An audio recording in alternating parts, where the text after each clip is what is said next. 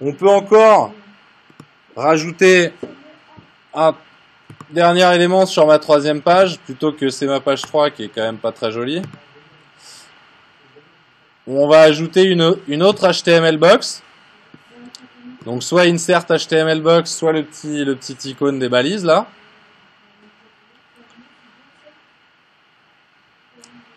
Et ce coup-ci, alors qu'est-ce que vous préférez? On peut insérer du son avec SoundCloud, on peut insérer de la musique, tu veux? Sinon on peut insérer une carte avec Google Maps aussi, je vous montrerai. Alors un vote, carte ou son? Sinon on fait les deux. Hein. On a le temps encore. On fait les deux? Bon, on va commencer par SoundCloud. Donc comme je vous disais, ce qui était important là, pourquoi je vous parlais de la balise iframe, c'est parce que dès que vous aurez ce nom de balise là, vous êtes sauvé avec Silex. Vous savez que n'importe quel élément sur internet, n'importe quel fournisseur de service qui va vous donner une balise iframe, il va vous permettre d'intégrer son contenu dans Silex juste avec un copier-coller. Donc par exemple, si vous allez dans SoundCloud, qui est un service pour écouter de la musique,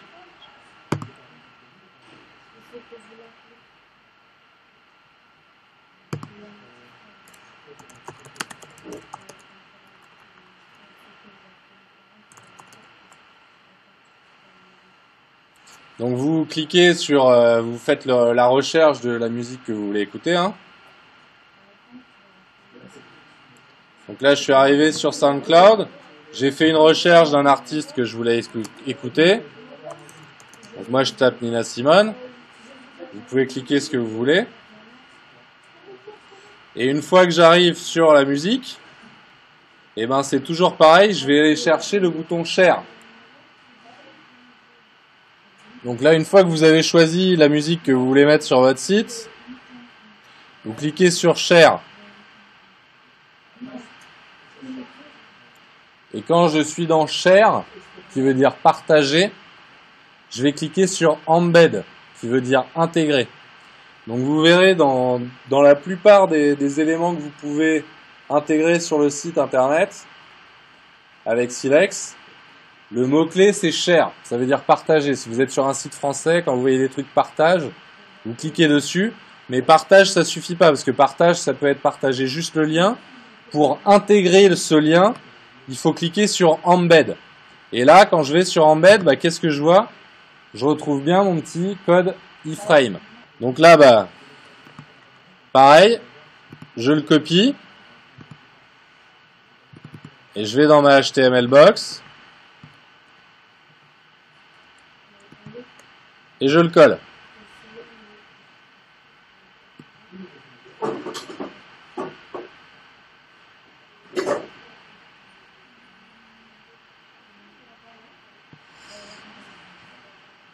Alors là, vous avez... J'avais déjà inséré ma HTML box, effectivement.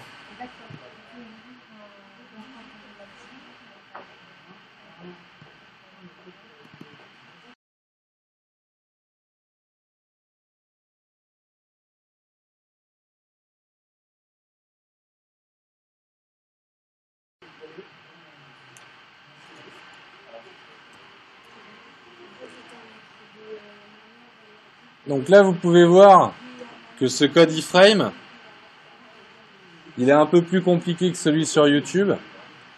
Il y a notamment un truc qui s'appelle Autoplay, qui permet de démarrer la musique automatiquement.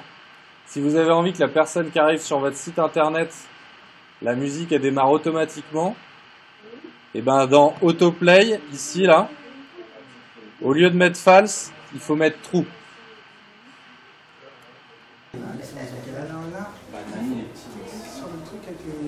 C'est pas très important. Hein. Ça, je vous donne ça, c'est un peu du détail. Sinon, avec ce que vous avez fait déjà, quand il va arriver sur votre site internet, il peut démarrer lui-même la musique.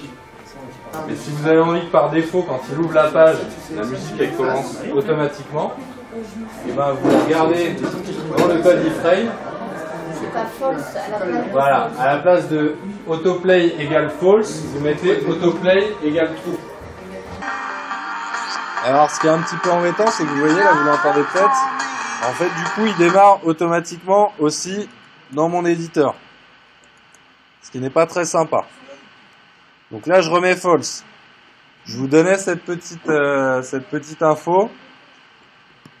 Vous le savez, si vous voulez que le son ça démarre automatiquement quand vous lancez le site internet, vous pouvez utiliser ça. Maintenant, aujourd'hui, c'est plus forcément quelque chose qu'on fait de mettre du son automatiquement pour les gens. On leur laisse le choix d'appuyer ou non sur play pour décider si eux ils ont envie d'écouter la musique ou pas. Donc voilà. Après, c'était pareil, hein, je pense que vous avez vu dans le code embed, à la fin, il y avait marqué le width, je crois, il était déjà à 100%. Par contre, le height, il était à 400 ou 450. Moi, je l'ai remis à 100%, mais vous pouvez le laisser. Après, si vous le laissez à 450, bah, c'est mieux de respecter ce qu'il dit et du coup de lui mettre 450 de hauteur dans la HTML box.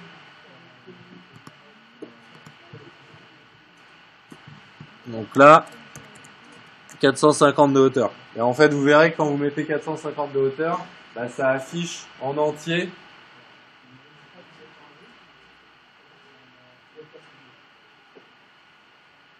la pochette du CD.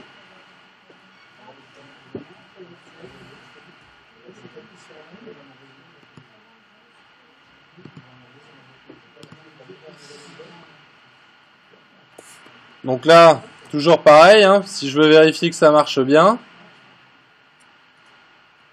je sauve. Ah.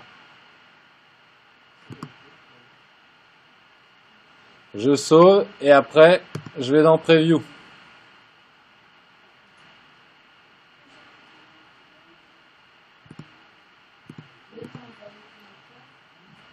Et du coup, là, bon, ma page 1, j'ai toujours mon petit texte. Ma page 2, j'ai bien ma vidéo que je peux lancer, qui démarre, que je peux mettre en pause, que je peux avancer où je veux dans la vidéo. Et si je vais sur ma page 3, j'ai bien mon SoundCloud. Donc, comme je vous l'ai dit, il démarre pas automatiquement. Par contre, si je fais play, eh ben, je vais avoir du son.